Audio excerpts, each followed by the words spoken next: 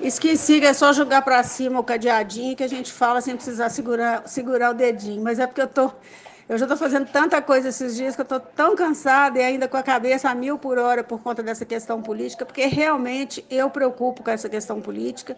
Eu acho que todo brasileiro deveria se preocupar, deveria analisar friamente a situação que nós estamos vivendo hoje. O país está um verdadeiro caos econômico, social, político, né?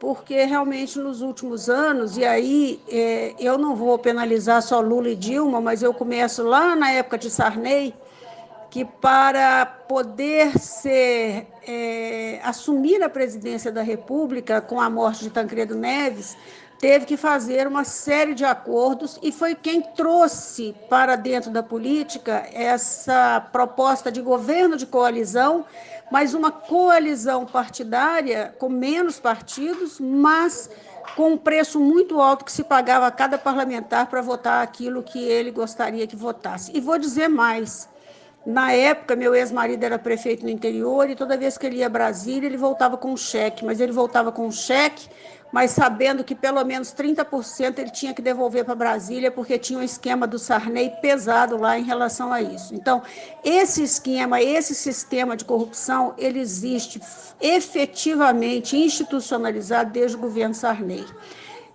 Fernando Henrique Cardoso, não sei se vocês se lembram, aí eu vou fazer um pouquinho a análise histórica.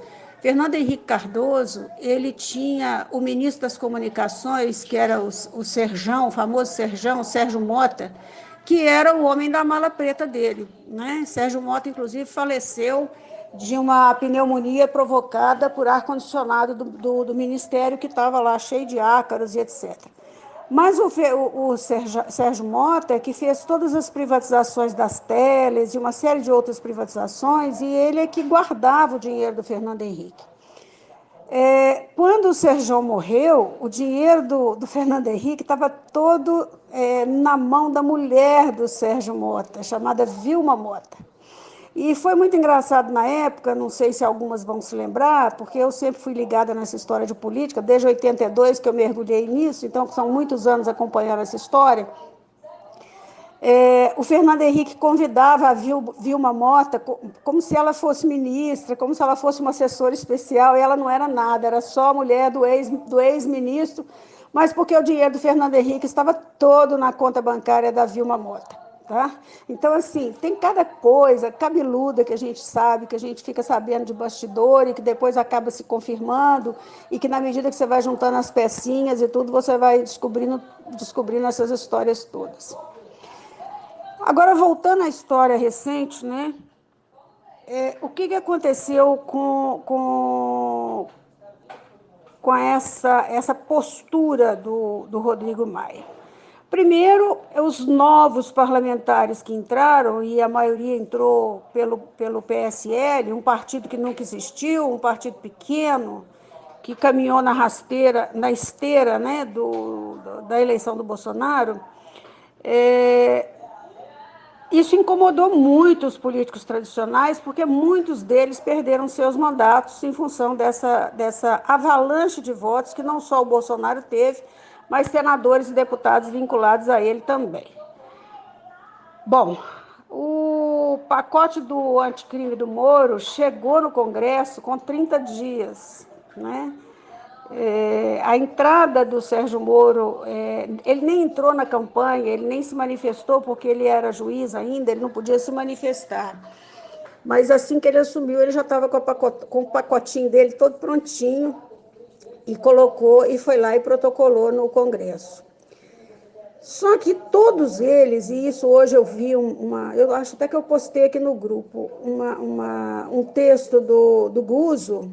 O Guzzo é meio dúbio às vezes ele está a favor, às vezes ele está contra, mas isso é tipo de jornalista, a gente tem que ter espírito crítico. Mas o Guzzo, ele tem uma visão interessante das coisas. E ele falou o seguinte, ele falou, olha, quando o pacote anticrime chegou, bateu exatamente na mesa do Rodrigo Maia. O Rodrigo Maia é filho do César Maia, é genro torto do Moreira Franco, é esquema político do Michel Temer, né? Quantos deputados e senadores do chamado Centrão, que são aqueles que estão pressionando o Bolsonaro hoje de uma forma nojenta, asquerosa, aviltante, quantos deles não estão aí com o rabinho preso, morrendo de medo desse pacote aparecer? Na esteira desse pacote, vai ter que vir a questão do foro privilegiado, porque nós não podemos ter no país mais de 25 mil pessoas protegidas pelo foro privilegiado. O foro privilegiado deve ser o mesmo que se tem para vereador, só para voz e voto.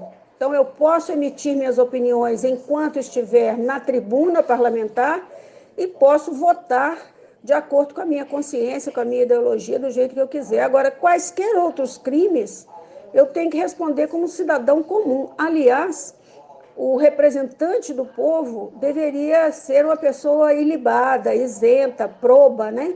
Sem ter a menor possibilidade de estar respondendo a processos. Mas, infelizmente, não é isso que acontece. Então, o pacote do Moro, quando ele chegou, o Bolsonaro estava no meio da sala de cirurgia, tirando a bolsa de colostomia. Foi uma pancada no Congresso, né?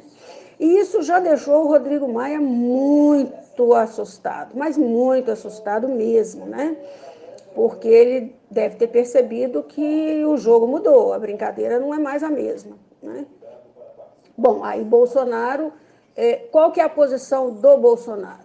Bolsonaro, que sempre foi atacado pela política tradicional, que sempre foi rejeitado pelos bambambãs do Congresso, porque sempre foi do baixo clero, hoje é o presidente da República, se cercou de vários ministros militares e tem tomado algumas atitudes muito importantes para mostrar a história do Brasil, que foi desvirtuada desde os governos esquerdistas, que começou com Fernando Henrique Cardoso. Não vou dizer que Sarney seja de esquerda, não. Sarney é de centro e é um corrupto de primeira categoria. Agora, o Fernando Henrique é uma esquerdinha caprichada, uma esquerdinha caviar, que mora em Paris, toma Dom Perignon todo dia e, se puder, gasta aquilo que o Serjão deixou para ele na conta das privatizações que foram feitas no governo dele, né? Bom, então, o que eu entendo? Eu entendo que estão peitando o Bolsonaro, testando os limites do Bolsonaro para ver até onde ele consegue ir, até onde ele vai, e se ele consegue desfazer o discurso de campanha, que é não entrar na jogada da velha política, que é a política do toma lá da cá. Bom, Bolsonaro é duro na queda. E Bolsonaro, quer queiram, quer não, com aquela rusticidade dele, com aquela falta de elegância para falar certas coisas, ele faz e acontece porque ele é um estrategista. Ele é um militar, ele se formou como militar, ele não tem alta patente, porque ele de tenente ele já entrou para a política e aí ele foi para a reserva, né? Mas ele é muito estrategista e ele é muito inteligente. E está cercado de gente mais inteligente ainda. E quer queira, quer não, as pessoas criticam, eu mesmo já fiquei chateada, mas os filhos, é bonito você ver uma família unida e articulada, não simplesmente pelo poder, mas principalmente para defender o pai. A gente percebe isso na posição dos meninos, né? Todos eles, assim, sempre numa defesa renhida do pai, né? E é aquilo que o Carlos falou numa entrevista que ele deu para Leilani Neubart, não sei se você viu, tem até no YouTube. Ele disse, olha, eu vi meu pai quase morrer 3 vezes na mesa de cirurgia, né? Então, eu não vou admitir agora que ninguém agrida meu pai mais, que ninguém fale mal do meu pai, que ninguém trate mal do meu pai, porque ele é muito bem intencionado e ele quer fazer o melhor pelo país. E a gente está acreditando que ele quer fazer mesmo, porque as medidas que ele está tomando e que a equipe dele está tomando sob as orientações dele, porque não se iludam que ninguém faz nada sem ser orientado por ele ou sem ter o aval dele. As medidas realmente, se forem tomadas, vai acontecer exatamente aquilo que o Rodrigo Maia falou há pouco tempo atrás. O Rodrigo Maia disse semana passada assim, olha, se a gente aprovar a reforma da Previdência, o pacote anticrime do Moro, ninguém segura o Bolsonaro mais. Ele vai se reeleger, vai eleger quem ele quiser e vai ficar 30, 40 anos no poder, porque esse país vai mudar. Olha a cretinice do cara de admitir isso. Então, assim, eu acho que o Rodrigo Maia deu vários tiros no próprio pé. está tendo que recuar, porque realmente está sendo trucidado nas redes sociais, e hoje as redes sociais têm muito mais força do que a mídia tradicional. A mídia tradicional está tentando desmoralizar Bolsonaro, mas cada vez que ela faz isso, ela própria que se desmoraliza. Então, eu acho que é um jogo mesmo, é um cabo de guerra, né? Mas o Bolsonaro, como bom militar que é e bom estrategista, ele sabe a hora de avançar e a hora de recuar, porque a arte da guerra é com ele mesmo, né? Então, assim, eu acho que a gente perdeu já um mês nessa brincadeira, já podia estar votando a Previdência, ou pelo menos já ter passado na Comissão de Constituição e Justiça, ou outro tipo de comissão, que acho que vai passar por 2 ou 3 comissões, né? Mas principalmente de Comissão e Justiça, já podia ter esse relator definido, tudo certinho, porque o presidente da comissão é o Francisquini, filho do delegado Francisquini lá do Paraná. É um cara que deve ter também um DNA, né, muito bom, porque o pai é um guerreiro também bastante agressivo aí nessas questões contra a esquerda. E eu acho que vai dar tudo certo. Agora, é um processo, mas Bolsonaro só se sustenta e tudo que ele faz só se sustenta se o povo continuar dando suporte para ele. Então, nós não podemos ficar entrando no mimimi da esquerda, não podemos acreditar nas falsas notícias plantadas pela mídia tradicional. Pouquíssimos jornalistas como Alexandre Garcia, William Vac, algumas postagens do J.R. Guzzo, né? A gente pode ler. Eu sempre fui uma seguidora do Antagonista, ia até assinar a revista Cruzoé deles, quando eles começaram a bater o contrário, porque antes bateram na Dilma, no Lula, no PT, até desmontar essa estrutura inteira, de tanto que eles bateram, que eles ajudaram bastante, e agora resolveram bater no Bolsonaro. Então, ninguém está entendendo o que está acontecendo com o Antagonista. E eu tenho ido muito nas redes e tenho batido muito com o Cláudio Sequeira, porque o Cláudio, inclusive, eu tenho o WhatsApp dele, a gente conversa pelo WhatsApp. E eu estou brincando muito com ele. Eu falo, cara, não estou entendendo se ou não. Você está mudando de lado? Por quê?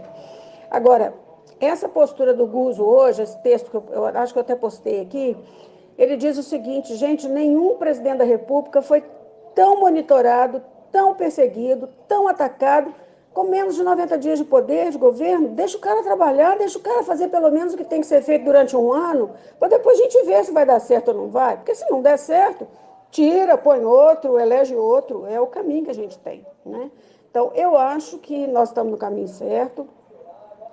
Quebrar as asas da esquerda não vai ser fácil, não vai mesmo, porque eles são contra, até para não perder o projeto de poder, e o projeto de poder está se esvaindo pelos dedos da esquerda, né? Eles não seguram mais, e é aquilo que o Maia falou, o projeto da Previdência passando, o anticrime do Moro, e o pacote tributário, que ainda vem logo depois da Previdência, que vai desonerar demais imposto de renda, vai reduzir tributos, uma série de outras coisas que o liberalismo do Paulo Guedes está trazendo, vai marcar a história desse país, né? Sem contar a questão das relações exteriores. O governo hoje está se posicionando ao lado das grandes nações, dos grandes países republicanos e democráticos. Nós precisamos começar a entender qual a diferença entre republicanismo e democracia. São duas coisas bem distintas. Nós temos uma democracia, mas nós não temos relações republicanas no exercício da nossa democracia. E depois desse discurso todo, boa noite para vocês, que eu ainda vou trabalhar hoje. Beijinho.